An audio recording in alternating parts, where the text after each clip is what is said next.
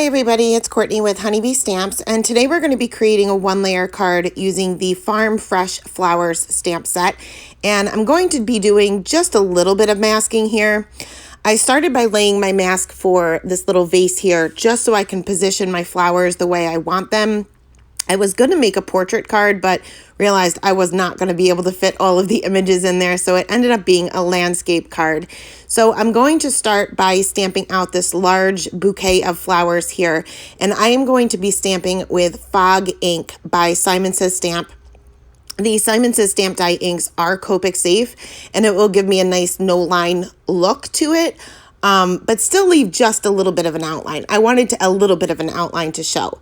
So I went ahead and stamped that out twice, and this is Nina Solar White 80-pound cardstock. And I also cut this from some masking paper. And you can see some of the more intricate areas I'm not too concerned about. I'm kind of just basically going around those areas. I'm not going right along the line. It doesn't necessarily need to be. That's the beauty of no line coloring, is that if you accidentally go out of the lines or don't have your masking perfect, nobody is ever going to know the difference because they can't see the outline. So once I got that pretty much cut out, I went ahead and masked out my flowers, and then I can cut or stamp this vase twice as well with the Fog ink. Went ahead and masked that out and lined up these other two, one's like a milk jug. They're kind of like a rustic-y look.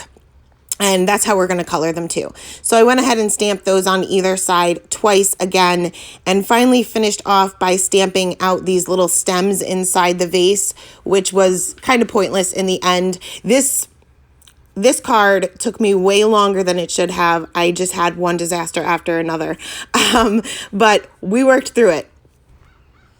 So I went ahead and carefully removed that one mask that we had on there, and I went ahead and moved on to the coloring.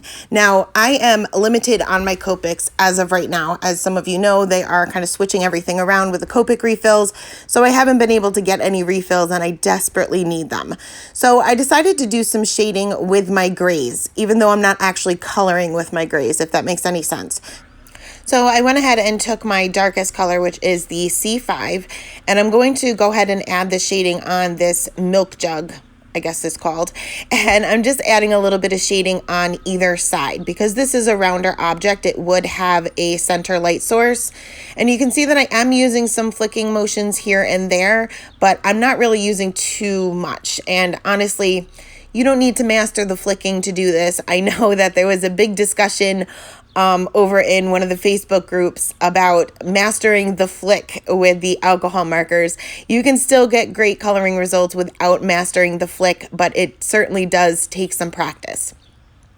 So next, after I was done adding that C5, I will bring in the C3, and all I'm really doing is extending the areas out a little bit further.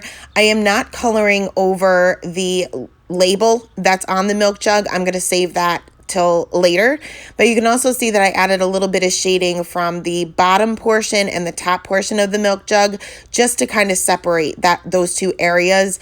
Because this is no line coloring, you're going to lose the outline. For the most part, you're going to lose the outline. So you have to make sure that you're adding shadows to separate the different pieces or the different images themselves. So once my C3 was down, I am going to finish off with the grays with the C1, and I'm going to flick that color out even further. Now, I didn't fill in the entire thing with the C1. I just flicked out that color a little bit further, but leaving quite a bit of white space because I don't want this milk jug to be gray. I want it to kind of look rustic-y, and I know they're not metal, but maybe a little rusty even, just old, I guess. So after I had all my grays down, I'm going to bring in the E42, and that is it's a pretty light color, but I'm going to go over the entire thing. I'm going to go right over the grays. I'm going to go right over the white areas, but all of that shading from the grays is going to show through. Yes, it's still going to be a little gray depending on what color you use, but I definitely recommend using a lighter color because you still want to be able to see that gray through it. So if I were to use, like E59, you wouldn't see any of that shading at all. So once I had that E42 down, I realized that I did lose some of the shading, a little bit more of the shading than I actually wanted to. So I just brought back in the C3 and added a few more flicks on either side just to kind of deepen up those shadows a little bit. And I didn't bother to blend these out. I just kind of left these as is. I figured my paper is saturated enough to kind of get these colors to blend with the amount of ink that's already on the paper. Now for the label, I am going to bring in just a couple of colors here just to add a little bit of shading on either side of the label. Again, this is still a round object, so the center of this label would be the lightest as well. I'm just adding a little bit of the E23 on either side, and then I'll blend that out with the E21 and then finish off with that E42 once again for just the center, just so that it matches the rest of the milk jug but doesn't necessarily blend in too much. I wanted a little bit of a variation of color. So we'll stamp out the words on that label once all the coloring is done. Now for this other, I'm just going to call it a container because I'm not sure it's a pitcher, but I pretty much did the same thing with the grays, with the exception of these little stripes on there. I just didn't go down as far as the C1, and I added the C7 as the darkest. But this time I'm going to bring in that E21 and I'm going to do the same thing. I'm going over the entire area that I did the shading on with the exception of those little stripes. You can see that once again, it is changing the color of it. I can still see that shading through.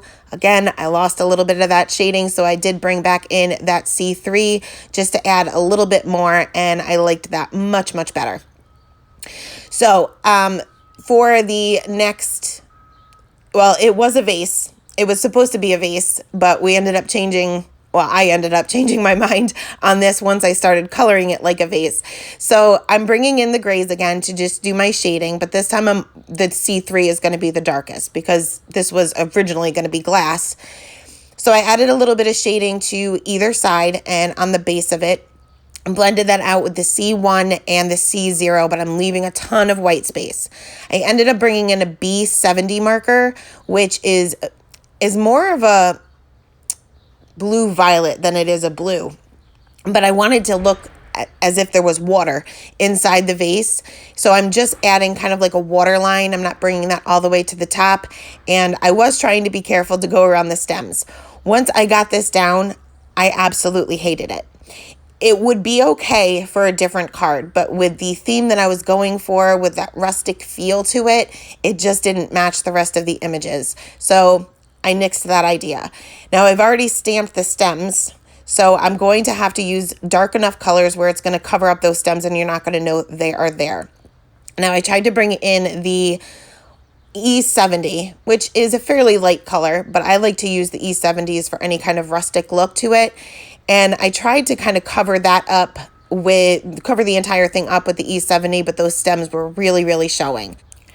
So what I ultimately had to do is bring in the rest of my E70 markers and add my shading to the entire image. So this is, I guess you could still call it a vase, but it's no longer a glass vase. It's no longer transparent. So I'm going to bring in that E79. And I'm going to add some shadows. Being this is no longer transparent, these flowers would cast a shadow on this object. So I'm kind of outlining my flowers and flicking some of those larger areas down just a little bit to extend that shadow. And I'm also adding a shadow on either side.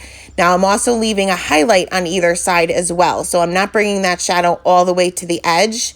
And I'm also adding a little bit of the darker colors to the base of, well, we'll just continue calling it a vase. So next I'm bringing in the E74 and I'm just going to extend these areas out. I'm extending it towards the center of the vase, but I'm also adding just a little bit off to each one of the sides. Same thing with the E71, going to extend that more in the center, but a little bit on either side as well. And then finally finish back off with that E70 marker just to get these areas to blend, and I can no longer see the stems. So I am good to go, and we're just going to kind of leave it like this. So once that was done, we are going to go ahead and move on to the flowers. And I'm not going to show you all of the flowers and leaves, but I will show you all of the ways I colored them and all of the combinations that I used. So for some of the leaves, I'm going to use some YG90 markers. And you'll notice that I'm going right in with my darkest color. because there's a lot of detail to each one of these flowers and leaves, I want to kind of preserve those. So in order to preserve those flick lines and that texture that you have within the leaves and the petals, you may want to try to start with your darkest color. That way you don't overblend and lose that detail. So I'm just concentrating my highlight for this particular leaf being in the center, as if it's kind of curved down just a little bit. And I also colored the stem the same way for that flower. Now, 2 of the other leaves, I'm going to use the same combination, but I'm pretty much just doing the same thing. All I'm really doing is using the lines within the image itself as a guide where I should add that texture and where I should add that detail. And for this one that's kind of bent over, I'm just making sure that the part that is bent behind the rest of the leaf is just a little bit darker. For some of the other leaves, I'm going to bring in a G99 as my darkest color. And again, I'm just going to add a little bit of shading to the base of this leaf as well as the tip of the leaf. Also paying attention to where the flower is kind of hanging over it. That would also be a little bit darker. Then I'm going to extend those flicks out with the G94, then the G43, and then finish off with the G20. Now the G20 is very, very light, so you want to make sure that you're not going over your darkest areas with your lightest color. It is going to act as a colorless blender, and that's how you're going to lose that texture. So only go over the highlight area with that lightest color. So next we're going to move on to these tulips, and I'm going to bring in an R combination. And this isn't a very bright red, but I am going to bring in some pinks, and it doesn't really brighten it up. I wanted to kind of keep it more of a neutral red. So again, I'm going in with that darkest color first to add my shadows and to add the texture. Again, just paying attention to those flick lines and those detailed lines within the image. Also adding a shadow where one petal is laying in front of another. And this is the R59. Next, I'm going to bring in the R56, and I'm just going to extend those flicks out even further. And the lines within the image are different lengths, so I'm also adding my flicks as different lengths, and that's what's really going to add some texture. It's kind of very similar to when you're coloring hair. You want that texture, so your flick line should be different lengths. Going in with the R83, and then I will finish off with the R81, and you'll see that I'm still continuing with the flicking motions with the R81, and if I leave some white space, I leave some white space. I'm okay with that. I just don't want to lose those flick lines, and I don't want to lose that texture. So I colored the other tulip the same way with the same color combination, and we're going to move on to these daisy-like flowers. So I changed my mind a lot with these. I'm starting with the center, and I originally started with the E19, and I'm just going around the center with kind of little dots to add some texture to it and leaving the center for the highlight. And I did the same thing with the other one, and then I continued on with my coloring. You'll see that I changed my mind a couple of times throughout this process, but for the petals themselves, I started off with my darkest color being the E99, I'm sorry. And all I'm really doing is adding maybe like 1 or 2 flicks to the base of each one of the petals. And I'm also, the ones that are behind all the other petals, and you can really only see maybe like the tip of the petal, I'm adding a little bit more of the darker color to those. They're really not going to have too much of a highlight there. So you can see that I'm only working on a few petals at a time. I find that this is easiest for me when I'm doing no line coloring, but do whatever works for you. If you want to work on all of them at one time, that's fine. If you want to work on only one petal at a time, that's also fine. I don't quite have the patience for that. This card took me way longer than it should have. So I didn't have all that much patience, but you can see that I'm only working on maybe 5 or 6 petals at a time. And that way I don't lose kind of where I am. So I just continued around, again, starting off with my darkest color. I realized that the E99 and the YR27 are almost identical. So I ended up skipping the E99. There was really no point in adding it because it didn't add any additional contrast to my flower at all. So I just used the YR27, YR26, and the Y21. And then I realized that the center of the flower was just completely lost. And that's mainly because I used a lot of the same colors, even though I brought in that E19, which is significantly darker. I needed the center to be much darker. So I ended up bringing in a E59, which is a super dark brown. And I'm just adding it very, very sparingly, but I'm adding it the same way as I did before. I'm just adding little tiny dots around the center of the flower, the outside of the center, and then kind of working my way in. And I ended up doing that with the other flower as well before I continued on with the coloring. Now, I'm not going to show you the coloring of the second flower because quite honestly, that one took a long time because there's a whole lot more petals to work with. And I did use the same exact color combination with the exception of the darkest color. I did definitely skip that E99 being it was so close to the YR27, but I did bring back in that E19. So the E19 was the darkest color, blended it out with the YR27, then the YR24, and finished off with the Y21. I realized once the coloring was done of this larger flower that it didn't really match anymore with the smaller flower because I had so much more contrast by bringing in that E19 that I ended up having to add a little bit of that E19 to the smaller flower as well. All I did is go back over the darkest areas of the petals, which is basically in the center or the base of each of the petals. And I just added 1 or 2 flicks and I did not blend it out because the paper is already saturated, just like that milk jug was. Because the paper is already saturated, we don't necessarily need to go ahead and blend it out any further. I just needed to add just a tiny bit more contrast to each one of them. So once that was done, I moved on to disaster number 3. And this is these, well, I don't even know what they are, to be honest with you. It looks kind of like a lilac. And I was just going to, being it's no line coloring, it didn't really matter if I stayed in the lines. But for those of you who have used colored with Copic markers, you'll know that sometimes we get this gigantic blob. So I did remove both ends of the cap, or both caps, I should say, and continued on, hoping that it would cover up. And I don't have very many BV markers, but I pretty much tried everything to kind of blend these out. I just wanted the darker area to be in the center, and I worked on it and I worked on it. I did not want to use my colorless blender to kind of fade that out, that blob out, because it spreads too much, and I've done way too much coloring to risk that. So I decided I'm just going to leave it alone, and I am going to cover it up with the sentiment. I'm not going to stress out about it. I'm not going to give up. I'm just going to cover it up. And that is usually my way of fixing any mistake. I'm just going to cover it up. Now I have a little sprig over there with some berries and stuff like that. I didn't bother to color that because I know it's going to be covered up with that sentiment strip that I'm going to be adding. So I just didn't even bother.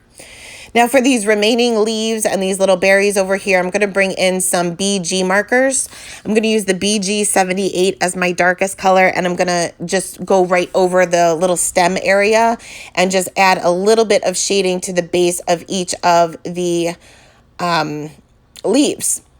And I know my hand is in the way a lot with this angle. I had to keep changing my angle because also in the middle of this, I also had a cup of coffee off to the side of me and I spilled it all over my pre-cut panels, all over my pre-cut card bases, and all over my Gemini. So I haven't tested out my Gemini yet. I'm praying that it still works and that I'm good to go because that's not going to be replaced anytime soon. So for this other little, I guess, sprig area or sprig thing, I'm going to use the same BG markers with the exception. I'm just going to skip the lighter one. And I'm going to use some RV markers for the berries. I'm only using 2 different colors for the berries because I figure they're so small, nobody's ever going to notice the difference, that they're not too shaded. So I just used the RV 69 and I kind of just created a little C and then filled the rest of that in with the RV 66. Now for the rest of my background, these images are kind of just floating in midair at this point. So I added a shadow underneath each one of the images, and I'm going to bring back out my cool grays. Going to start off with the C5, and I'm just going to add some scribbles. Honestly, just some scribbles under each one of my objects. Now, I know people struggle with shadows, like shadows underneath objects. And honestly, just don't overthink it. just scribble some color on there and just continue to extend it out. Now, I know I always say that don't go over the darkest areas with your lightest color. I do with my shadows because I kind of want them muddied up a little bit, if that makes any sense, because it's going to look more like a shadow. So I'm just going to extend the areas out a little bit further down and off to the side each time I get lighter with my color. I am going to finish off with the C00, which is very close to a colorless blender, and I'm going to go over the entire thing, and that's what's really going to muddy it up and look more like a shadow rather than an actual colored image. So for the background, I really wasn't liking it white, but I needed to keep it fairly light because I didn't want it to blend in too much with my images themselves. So I ended up bringing in an E40, which is a very, very light color.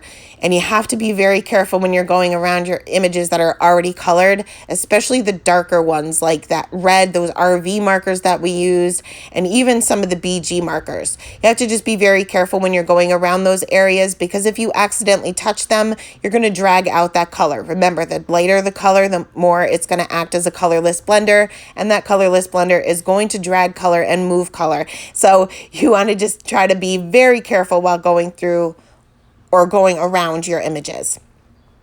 So once all of my coloring was complete, I can go ahead and add this sentiment strip to cover up my big messy blob. And I am using one of the sentiments. Well, first, actually, I went ahead and stamped out that Farm Fresh Milk. I'm using the same fog ink because I don't want it to stand out too much. It's even hard to see on camera.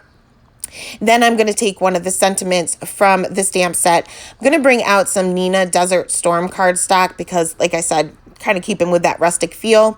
I'm going to stamp that out with some VersaFine Onyx Black ink. You can certainly emboss it, but I just decided to kind of keep everything flat. Cut this down into a very skinny strip and realized this was not going to cover up that area. So I ended up gluing this down onto a piece of black cardstock. That way I had just a little bit of a black border around the sentiment. It will make the sentiment pop a little bit, and also it will cover up a larger area, which means that I can cover up that mess of a lilac or whatever it's supposed to be. So I lined that up, trimmed it off the side of my card panel, and trimmed off part of the sentiment itself. So that didn't work either. And that was just carelessness at this point. So I redid it. I restamped the sentiment and lined that up on the black cardstock, but this time made the sentiment strip just a little bit thicker, and this time actually lined it up right and trimmed it off correctly. But that is it. That is the card for today. Thank you for sticking with me through all of those disasters. As always, I will leave the supplies listed in the description box below. Thanks so much for stopping by today, and have a great day.